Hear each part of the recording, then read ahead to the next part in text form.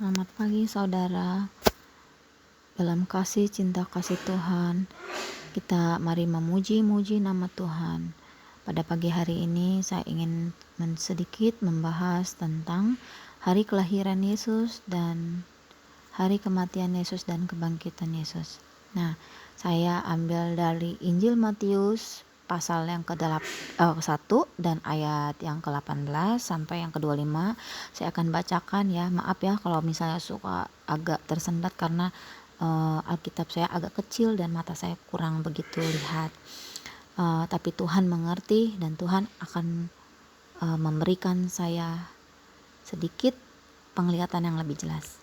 Nah, pasal yang ke-18. Matius 1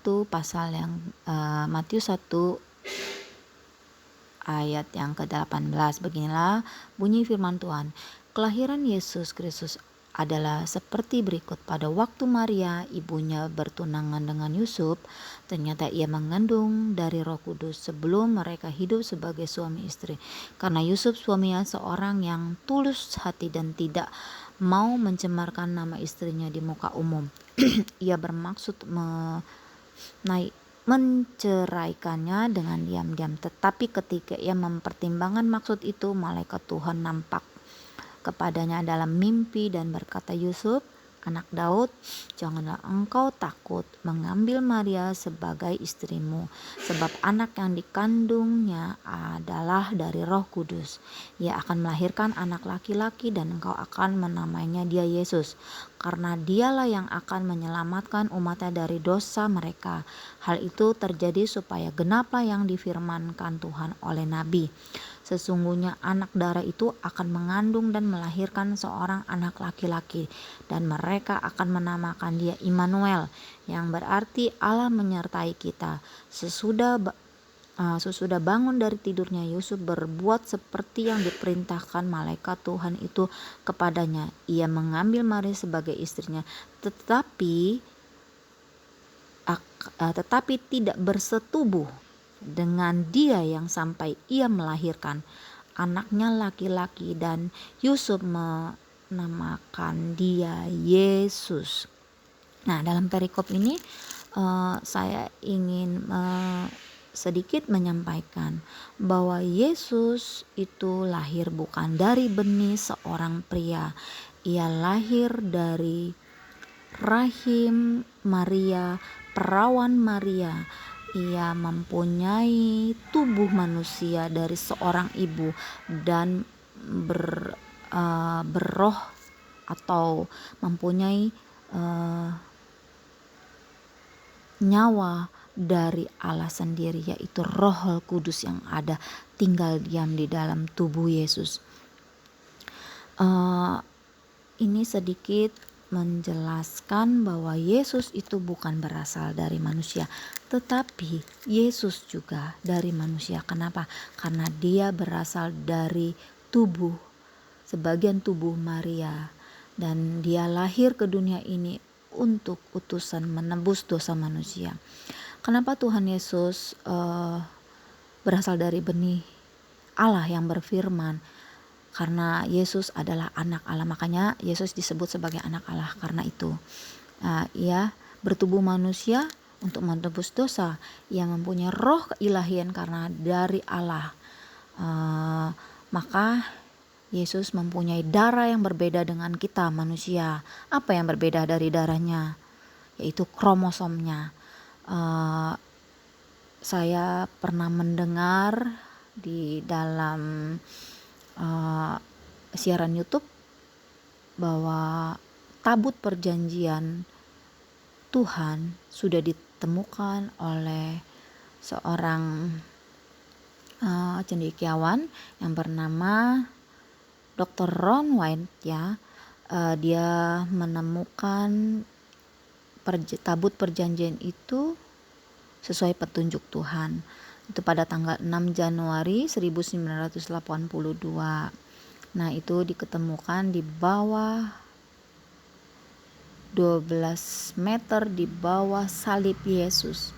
Mana pada saat Yesus disalibkan, darahnya tercurah, darahnya mengucur ke dalam tanah dan celah batu-batu, karena waktu saat Yesus mati disalib, bergoncanglah dunia, bergoncanglah gunung-gunung itu sehingga retak gunung-gunung yang ada yang di sekitarnya. Dan darah Yesus yang tercurah di kayu salib itu menembus bumi. Di dalam bumi terdapat tabut perjanjian, dan dari retakan itu darah Yesus telah tercurah di atas tutup perjanjian. Nah, saat Dr. Ron ditunjukkan Tuhan bahwa dia berhasil menemukan tabut perjanjian itu, darah yang menetes di atas tabut perjanjian itu akhirnya dibawa ke lab.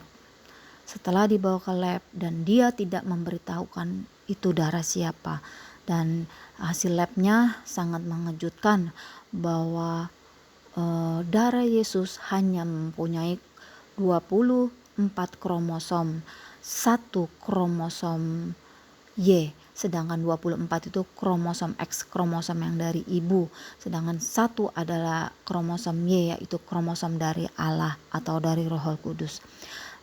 Sebagai manusia yang normal, kita mempunyai 46 kromosom, 23 kromosom ibu, 23 kromosom dari ayah, dan itu secara biologis. Tapi darah Yesus berbeda karena dia hanya mempunyai kromosom ibu. Nah, saya pernah menonton TV di channel History.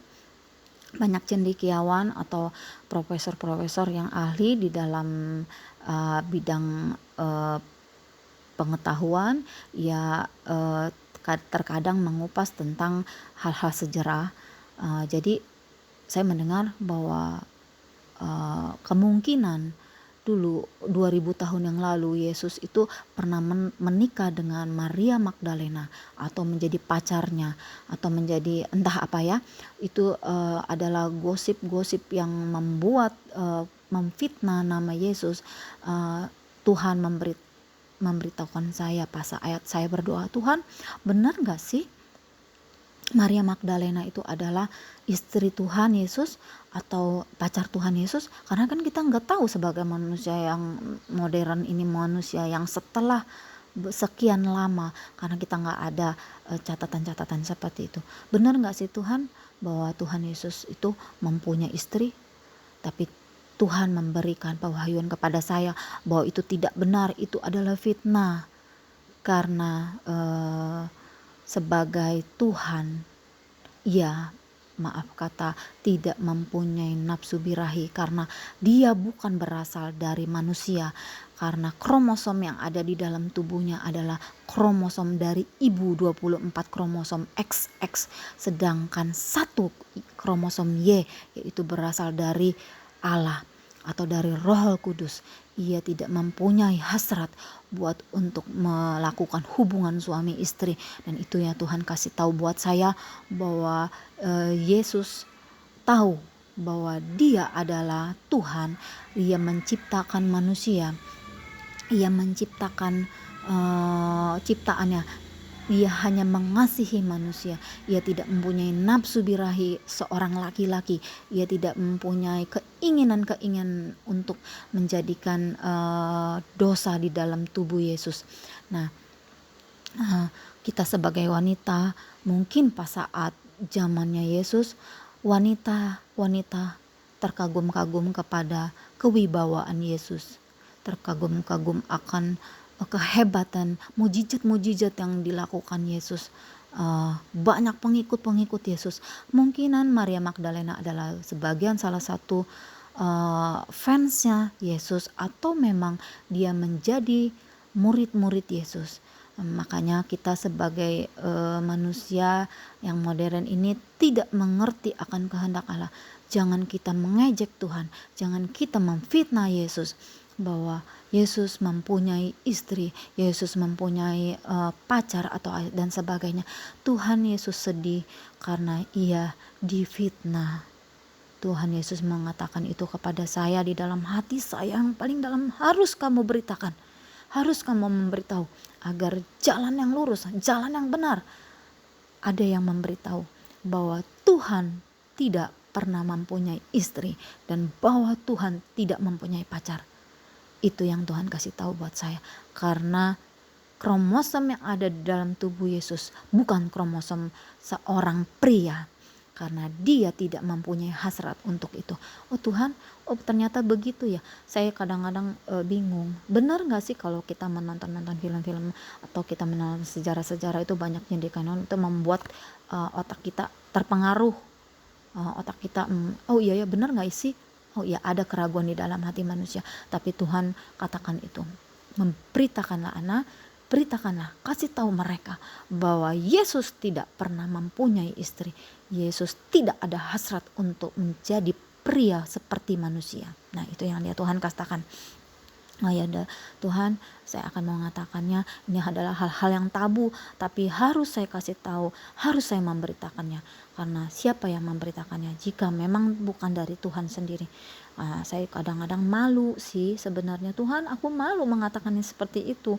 Aku bingung gimana mengomongnya di dalam YouTube ini karena itu adalah hal-hal yang tabu. Dan bagaimana Tuhan? Tuhan kasih tahu saya. Saya kadang sampai 3 kali saya ngomong salah. Saya malu sih, tapi Tuhan bilang, hayo coba lagi. Dan inilah yang Tuhan sampaikan, bahwa kita sebagai manusia jangan menjadi pengejek-pengejek, jangan membuat fitnah bagi Yesus. Karena Yesus sudah menanggung dosa kita. Dia sedih karena manusia tidak mau percaya kepada dia.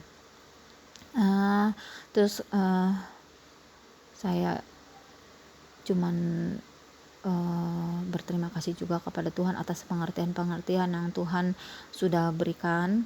Semoga apa yang saya ceritakan ini dapat membuat iman kita menjadi semakin teguh, semakin kuat di dalam Tuhan. Nah, saya tidak banyak untuk bercerita, tapi mari kita berdoa. Tuhan, terima kasih untuk pengertian-Mu yang Tuhan sampaikan buat kami, bahwa Tuhan Yesus adalah Allah yang benar-benar hidup untuk kami. Misi Tuhan datang ke dunia ini hanya untuk menebus dosa kami. Dan Tuhan, jangan biarkan bibir kami ini menjadi pemfitnah.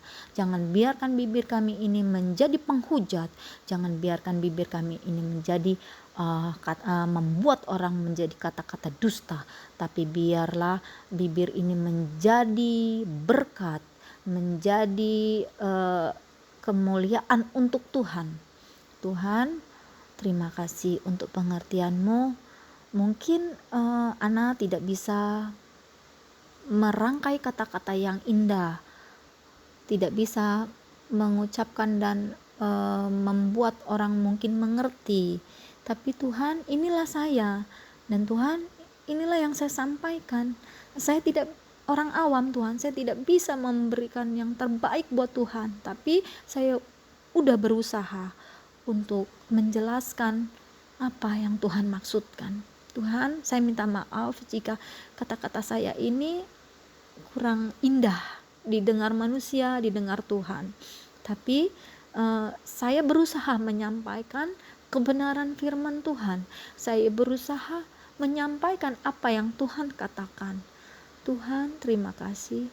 Semoga apa yang Tuhan pesankan dapat dimengerti oleh mereka yang mendengar, dan mereka juga dapat menerima akan kebaikan Tuhan, bahwa Tuhan itu sungguh baik. Ia datang ke dunia ini untuk menebus, dan Tuhan sudah bangkit. Engkau ada di surga, dan Engkau akan datang untuk membawa kami, karena rumah yang Engkau persiapkan sekarang adalah indah bagi hidup kami kekal, dan kami akan dibawa menjadi mempelai-mempelai-Mu. Tuhan, persiapkan kami Tuhan, agar kami dapat menerima perjamuan-Mu di sana. Engkau menyediakan makanan, tempat tinggal yang indah. Dan kami diundang oleh Tuhan menjadi anak-anak Tuhan. Dan kami mau berusaha. Dan kami mau datang ke dalam perjamuan-Mu di surga. Kami mau Tuhan menjadi undangan-undangan yang mau berusaha datang. Sesibuk apapun, serepot apapun kami di dunia ini, tapi kami mau mendengar suara Tuhan. Kami mau datang untuk ke rumah-Mu Bapa. Terima kasih Yesus, terima kasih Roh Kudus untuk segala-galanya. Terima kasih saudara-saudara yang telah mendengarkan ini. Maafin saya ya kalau suara atau perkataan saya terkadang suka tersendat atau suka tidak dimengerti, tapi berusahalah, berdoalah, mintalah petunjuk Tuhan. Apa yang saya pesankan ini benar adanya, dan saya tidak membuat-buat oleh logika saya atau oleh pikiran saya, tapi semua adalah Tuhan yang menyuruh saya untuk menjelaskan ini. Dan maafin kalau perkataan saya kurang indah. Tuhan Yesus memberkati kita semua. Tuhan Yesus menyayangi kita semua. Amin.